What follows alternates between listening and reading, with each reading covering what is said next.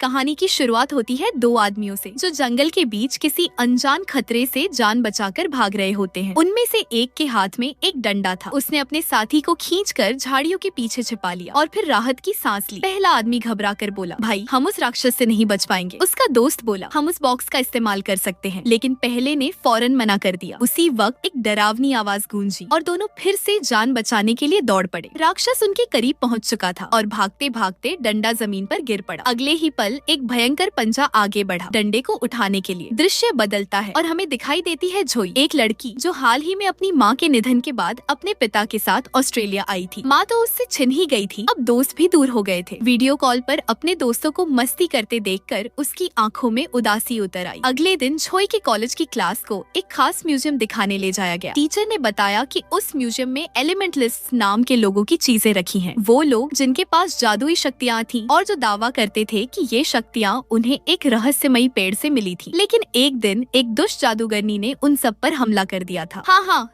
सही कह रही है मैम, मैं भी था वहाँ। क्लास में बैठे हैवियर नाम के लड़के ने मजाक किया और सब जोर से हंस पड़े। खैर, म्यूजियम के रास्ते में बस में जोई को सीट मिली इवान नाम के एक लड़के के पास, जो पढ़ाई में तो तेज था मगर बातूनी इतना कि चुप ही नहीं होता था। वो लगातार बोलता जा रहा था। तभी पीछे बैठी बैंगनी बालों वाली लड़की झुंझला कर बोली, साले चुप हो जा वरना दांत तोड़ दूंगी तेरे। इवान एक पल के लिए तो चुप हुआ पर ज्यादा देर नहीं टिक पाया। ये देखकर जोई की हंसी छूट गई। कुछ देर बाद सब म्यूजियम पहुँचे। वहाँ उन्हें मिली रोशन, जो उस म्यूजियम की मैनेजर थी। वो छात्रों को उस जगह के इतिहास के बारे में बता ही रही थी कि तभी जोई का ध्यान उनकी बातों से हट गया और वो उस डंडे की ओर बढ़ी जिसे हमने कहानी की शुरुआत में देखा था। वही डंडा अब म्यूजियम में प्रदर्शित था। इवान भी उसके पास आया और दोनों उत्सुकता से उसे देखने लगे। अचानक उस डंडे पर बने निशान चमकने लगे और फिर बिना कांच टूटे वो बाहर आ गिरा। जैसे ही जोई ने उसे उठाया, वो निशान और तेज चमक उठे और उसके दोस्तों के चेहरों पर भी वैसी ही आकृतियाँ झिलमिलाने लगी। तभी रोशन वहाँ पहुँची और जोई को डंडा पकड़े देखा। सभी एक दूसरे पर इल्जाम लगाने लगे, उसने उठाया था, नहीं उसने। मगर रोशन ने किसी को डांटा नहीं, सिर्फ कहा, मेरे साथ चलो अभी। सब उसके पीछे पीछे उनके ऑफिस पहुँचे जो अजीबोगरीब चीजों से भरा हुआ था। जोई ने घबरा कर पूछा, ये सब हो क्या रहा है? रोशन ने कोई जवाब नहीं दिया, बस गहरी सोच में डूबी रही। बिना कांच टूटे डंडा बाहर कैसे निकला? जोई बोली, सब कुछ अचानक हुआ जैसे कोई जादू। इस पर डॉक्टर रोशन ने बताया, ये डंडा ट्री ऑफ नॉलेज से बना है, वही जादुई पेड़ जिसने एलिमेंटलिस्ट्स को उनकी शक्तियाँ दी थी। इसे एक जादुई छड़ी की तरह भी इस्तेमाल किया जा सकता है। इवान ने जिज्ञासा से और सवाल पूछे। रोशन ने कहा, ये डंडा करीब 100 साल पहले मिला था, मगर जिन वैज्ञानिकों ने इसे खोजा था वो रहस्यमय तरीके से गायब हो गए, कभी वापस नहीं लौटे। जोई को उनका जवाब बहुत विचित्र लगा, मगर रोशन बस इतना बोली, ये डंडा कभी ऐसे नहीं चमका जबकि ये पिछले 100 साल से हमारे पास है। ये सुनकर कैटलिन नाम की लड़की ने पूछा, तो फिर इसके चमकने का मतलब क्या है और हमारे चेहरों पर भी वैसे ही निशान क्यों उभरे जब जोई ने इसे छुआ? लेकिन डॉक्टर रोशन ने इस सवाल का भी कोई जवाब नहीं दिया। रोशन ने बिना कोई देरी किए सबके सामने एक काला क्यूब रखा। उसने बताया कि ये भी उसी डंडे के पास मिला था। वो बोली, अगर डंडे पर तुम्हारे छूने का असर हुआ है तो हो सकता है इस पर भी पड़े। उसके कहने पर सभी एक एक करके उस क्यूब को छूने लगे। जैसे ही उन्होंने हाथ लगाया, सबके शरीर अकड़ गए जैसे अचानक बर्फ बन गए हों। सिर्फ जोई पीछे खड़ी थी जिसे भीतर से कोई अजीब सी बेचैनी महसूस हो रही थी। वो उसे छूना ही नहीं चाह रही थी, लेकिन तभी उसे क्यूब के अंदर से अपनी माँ की आवाज सुनाई दी। माँ उसे पुकार रही थी, अपने पास बुला रही थी। जोई ने कांपते हाथों से क्यूब को छुआ और अगले ही पल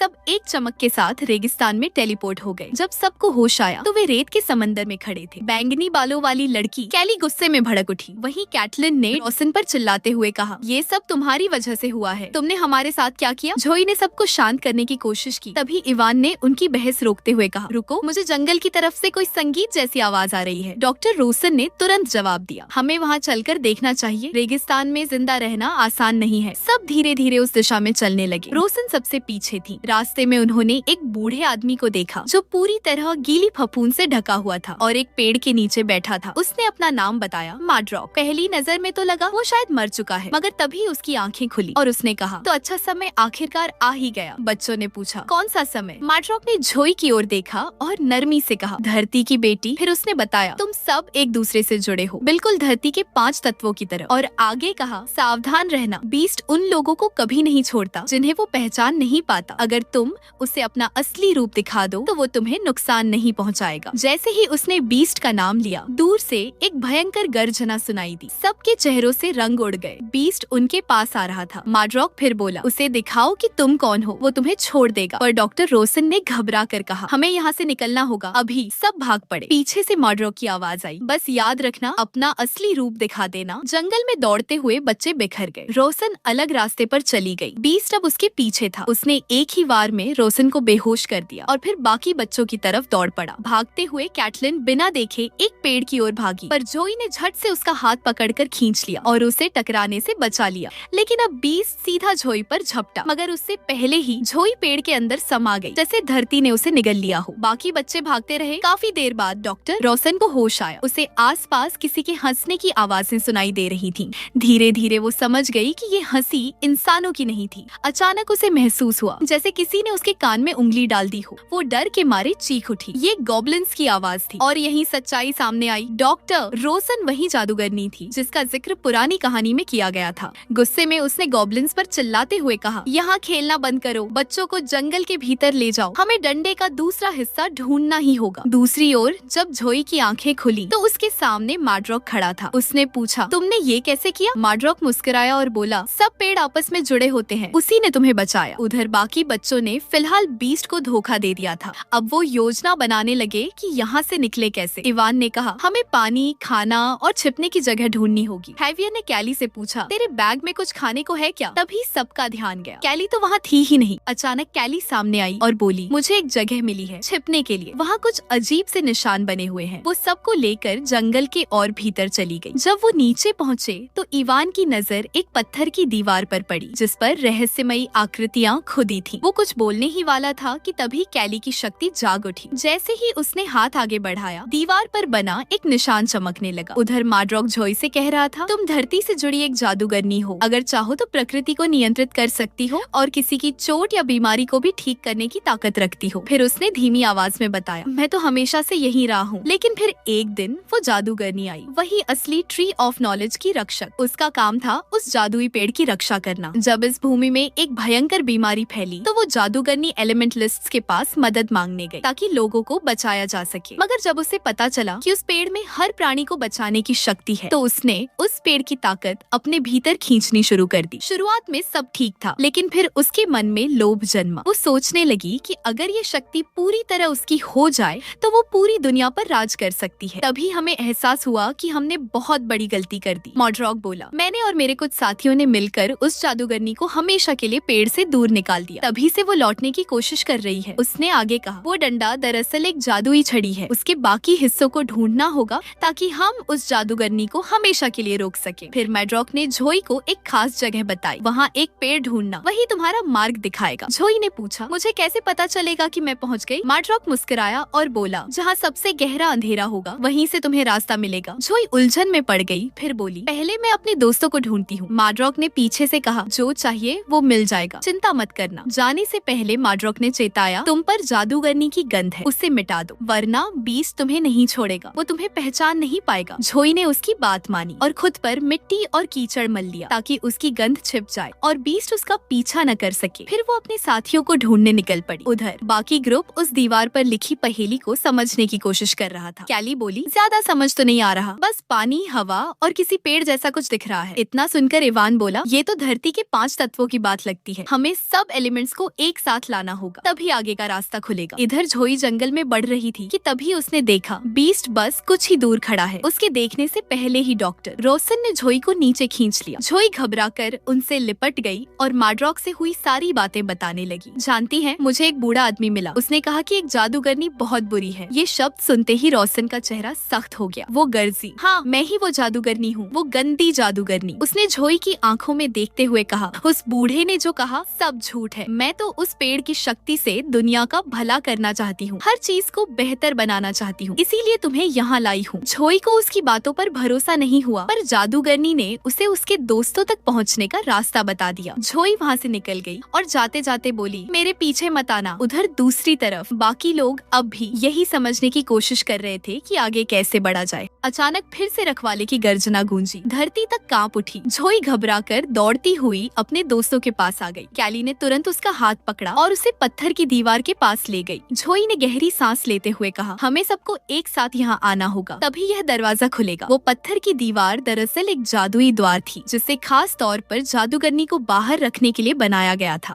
सबने जोई की बात मानी और जैसे ही उन्होंने अपने हाथ दीवार पर रखे, वे रहस्यमयी निशान अचानक चमकने लगे। अगले ही पल तेज रोशनी फैली और सभी वुडलैंड की जादुई दुनिया में पहुंच गए। वहां जोई ने बताया कि माड्रॉक ने उसे जादुई डंडे का दूसरा हिस्सा ढूंढने को कहा था। फिर उसने सबको चेताया, हम सबके अंदर अब भी जादूगरनी की गंध है, इसी कारण वो डरावना प्राणी हमारा पीछा कर रहा है, हमें अपनी गंध मिटानी होगी। सबने जोई की बात मानी और अपने ऊपर मिट्टी व कीचड़ लगाना शुरू कर दिया। धीरे धीरे वह गंभीर पल एक खेल में बदल गया। सब एक दूसरे पर कीचड़ फेंकने लगे। हंसी की आवाजों से जंगल गूंज उठा। तभी जोई को किसी परी के रोने की आवाज सुनाई दी। वो थोड़ी दूर एक पत्थर पर बैठी थी, घायल और थकी हुई। जोई उसके पास पहुंची, अपनी शक्ति का प्रयोग किया और उसके घाव भर गए। अगले ही पल वह परी चमकदार रोशनी में बदलकर आसमान की ओर उड़ गई। जोई ने सबको कहा, अब हमें डंडे का दूसरा हिस्सा और वह करिश्माई पेड़ ढूंढना ही होगा, वही इस दुनिया को बचाने का एकमात्र रास्ता है। वे सब लंबा रास्ता तय करते हुए थककर एक चौराहे पर पहुंचे, जहां से 4 दिशाओं में रास्ते जा रहे थे। अचानक अंधेरे से एक आदमी निकला, काले कपड़ों में रहस्यमयी चेहरा ली। उसने कहा, मैं इस चौराहे का कीपर हूँ, मेरी अनुमति के बिना कोई यहाँ से आगे नहीं जा सकता। वो उनके बारे में सब जानता था। उसने इवान और हैवियर की ओर देखा। तुम दोनों की शक्ल मुझे पसंद नहीं, और पलक झपकते ही दोनों गायब हो गए। कैली और कैटलिन ने उसे रिश्वत देने की कोशिश की, पर कीपर हंस पड़ा, मुझे धन नहीं चाहिए, और अगले ही पल वह दोनों भी गायब हो गई। अब वहाँ सिर्फ जोई रह गई। उसने शांत स्वर में कहा, मुझे आगे जाने दो, इसके बदले मैं तुम्हें यह कंगन देती हूँ, ये मेरी माँ की आखिरी निशानी है। कीपर उसकी सच्चाई महसूस कर सकता था। उसे लगा कि यह लड़की चाल नहीं चल रही, बल्कि सच्चे दिल से बात कर रही है। उसने कहा, जाओ, पर याद रखना, हर रास्ता मंजिल तक नहीं ले जाता। उसने जोई के लिए एक जादुई द्वार खोला, पर गलती से वो रास्ता करिश्माई पेड़ की बजाय हावियर के मार्ग पर खुल गया। जोई ने कदम बढ़ाया और अगले ही पल खुद को बर्फ से ढके ठंडे सुनसान जंगल में पाया। कड़कती ठंड में वह कांपने लगी, डर उसकी सांसों में बस गया। उधर कैटलिन और कैली एक अलग जंगल में पहुंची, जहां उन्हें एक रहस्यमयी प्राणी मिला, एन वीवर। उसने मुस्कुराकर कहा, मैं तुम्हें दिखा सकती हूँ, तुम्हारे दोस्त कहाँ हैं? इधर जोई के पास जादूगरनी आ पहुंची। उसने धीमी आवाज में कहा, बहुत अच्छा,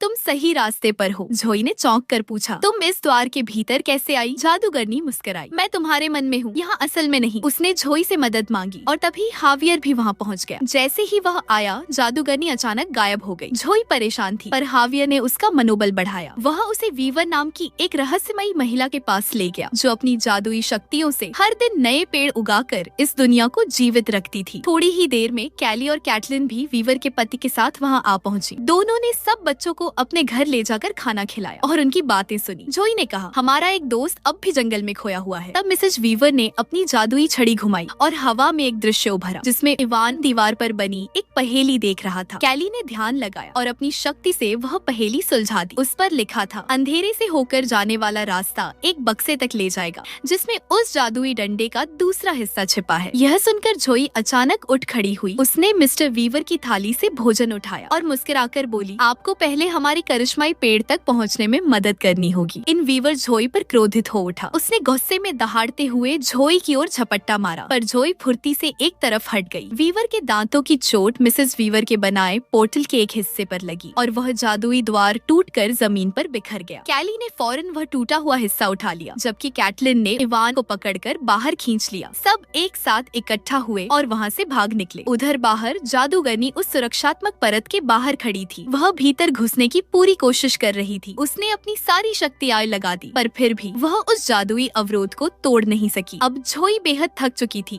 उसने गहरी सांस लेते हुए कहा, हम यहाँ से कभी नहीं निकल पाएंगे। तभी अचानक उसके पैरों के नीचे की जमीन हिलने लगी। जोई नीचे की ओर खिंचती चली गई और अंधेरे में उसे वही जादू गिरने दिखाई दी। उसने कहा, नीचे अंधेरा है। जोई, याद है उस हरी दाढ़ी वाले बूढ़े ने क्या कहा था? पेड़ तक पहुँचने के लिए अंधेरे में उतरना होगा। जोई ने साहस जुटाया और गहराई में छलांग लगा दी। उसके दोस्त भी एक एक कर उसके पीछे उतर गए। यह वही अंधेरा था जहाँ हर किसी को अपने सबसे बड़े डर का सामना करना था। कैटलिन के लिए यह डर था कि कहीं पूरी जिंदगी वह एक असफल इंसान बनकर न रह जाए, पर उसने खुद पर विश्वास किया और हिम्मत से उस डर को हरा दिया। फिर उसने बारी बारी से सबकी मदद की, हर किसी को उसके भय से बाहर निकाला। अंत में वह जोई के पास पहुंची। जोई ने अपनी माँ की मौत को स्वीकार किया और आंसुओं के साथ उस दर्द को जाने दिया। तभी अंधेरा छट गया और उनके सामने एक चमकता हुआ पोर्टल खुला। वे सब उसमें समा गए और खुद को एक खुले सुनहरे जंगल में पाया। अब वे सब एक दूसरे के पहले से ज्यादा अच्छे दोस्त बन चुके थे। कुछ दूर चलने पर उन्हें एक बक्सा दिखाई दिया, वही जिसका जिक्र कैली ने दीवार पर पड़ी हुई पहेली में किया था। सब ने मिलकर उस पर हाथ रखा। बक्सा खुला, पर अंदर कुछ नहीं था। जोई गुस्से से चीख उठी, हम इतनी दूर तक आए और ये खाली है। तभी कैटलिन ने कुछ महसूस किया। जोई के पीछे एक काली परछाई घूम रही थी और अगले ही पल असली जादूगरनी उनके सामने आ गई। बाकी चारों सन्न रह गए क्योंकि वह कोई और नहीं बल्कि रोशन थी। जोई उलझन में पड़ गई। उसे समझ नहीं आ रहा था कि किस पर भरोसा करे, मैड्रॉक पर या जादूगरनी पर। आखिरकार उसने तय किया, मैं अभी कोई पक्ष नहीं चुनूंगी, पहले इस डंडे का अंतिम हिस्सा ढूंढूंगी, फिर खुद फैसला करूंगी। जादूगरनी ने मुस्कुराते हुए कहा, वही अंतिम हिस्सा तुम्हें उस करिश्माई पेड़ तक ले जाएगा और फिर मैं इस दुनिया की सारी परेशानियां खत्म कर दूंगी। लेकिन कैली को उसकी बातों पर जरा भी भरोसा नहीं था। उसने टूटे हुए पोर्टल के हिस्सों का इस्तेमाल किया और रखवाले द बीस्ट को वहीं बुला लिया। वही भयानक जीव जिसने शुरुआत में उन पर हमला किया था। अब जादूगरनी और रखवाला आमने सामने थे। जब वे दोनों भिड़ गए तो बाकी सभी ने पोर्टल का सहारा लिया और वहाँ से भाग निकले। कुछ देर बाद जंगल में फिर से रखवाले की गर्जना गूंजी। सब सहम गए। तभी हवा में झिलमिलाती रोशनी उतरी। वही परी जिसकी जोई ने पहले मदद की थी। परी ने कहा, वह रखवाला धरती की शक्ति से बना है, तुम धरती की बेटी हो, तुम ही उसे शांत कर सकती हो। जोई ने अपनी पूरी ताकत जुटाई, धरती से जुड़ी ऊर्जा को बुलाया और उसने उस भयंकर प्राणी को शांत कर दिया। धीरे धीरे उसकी गर्जना थम गई और उसकी आंखों में शांति उतर आई। तभी जोई ने देखा उसके पेट में कुछ ढंसा हुआ है। उसने सावधानी से उसे बाहर निकाला। वो जादुई डंडे का ऊपरी हिस्सा था, पर अपनी सारी शक्ति खर्च करने के बाद जोई कमजोर पड़ गई और गिर पड़ी। उसके दोस्त उसकी मदद के लिए दौड़े और रखवाला भी अब शांत खड़ा था। इसी बीच जादूगरनी फिर वहाँ आ पहुँची। उसकी आंखों में लाल आग जल रही थी। वह चीख कर बोली, मुझे वह डंडा दो। इवान ने मना किया तो उसने बिजली की तरह वार किया। इवान और कैटलिन दोनों जमीन पर गिर पड़े। उसी समय जोई को होश आया। उसने कांपते हाथों से वह दूसरा हिस्सा उठाया और हवा में गूंजा। अब फैसला मेरा होगा, उस जादूगरनी ने ठंडी आवाज में कहा। अगर तुम यह हिस्सा मुझे नहीं दोगी तो मैं तुम्हारे सभी दोस्तों को मार डालूंगी। अपने दोस्तों की जान बचाने की खातिर जोई को मजबूरन वह टुकड़ा सौंपना पड़ा। जादूगरनी ने डंडे के दोनों हिस्सों को जोड़कर उसे पूरा कर लिया और फिर जोई को कसकर पकड़कर अपने साथ ले चली। वे सीधे ट्री ऑफ नॉलेज के पास पहुँचे। अंदर घुसते ही उन्होंने देखा कि मैड्रॉक पेड़ के नीचे बैठा हुआ था। उनकी बातचीत सुनकर जोई को समझ आया कि मैड्रॉक और जादूगरनी भाई बहन है। जादूगरनी बोली, मैं अपना हक लेने आई हूँ, मगर मैड्रॉक ने कहा कि इसके लिए उसे पहले उसकी लाश पर से गुजरना होगा। बिना ज्यादा सोचे जाने जादूगरनी ने एक वार में मैड्रॉक को खत्म कर दिया। जोई ने अपनी शक्तियों से उसे बचाने की कोशिश की, पर मैड्रॉक ने ही उसे याद दिलाया कि सारे पेड़ आपस में जुड़े हुए हैं और वही मैड्रॉक ने अंतिम सांस ली। मैड्रॉक के मरने के बाद जादूगरनी ने जोई से कहा कि वह डंडे को पेड़ से जोड़ दे। जोई ने जादूगरनी की बात न मानकर पेड़ को नष्ट कर डाला, पर पेड़ पूरी तरह टूटने से पहले जादूगरनी पेड़ के अंदर जा घुसी और फिर एक भयंकर विस्फोट हुआ। जोई तुरंत अपने दोस्तों के पास दौड़ी और बोली, अपने हाथ जमीन पर लगाओ, हमें इस पेड़ को फिर से जीवित करना होगा। उनकी सामूहिक शक्तियों से वहाँ एक नन्हा पौधा उत्पन्न हुआ।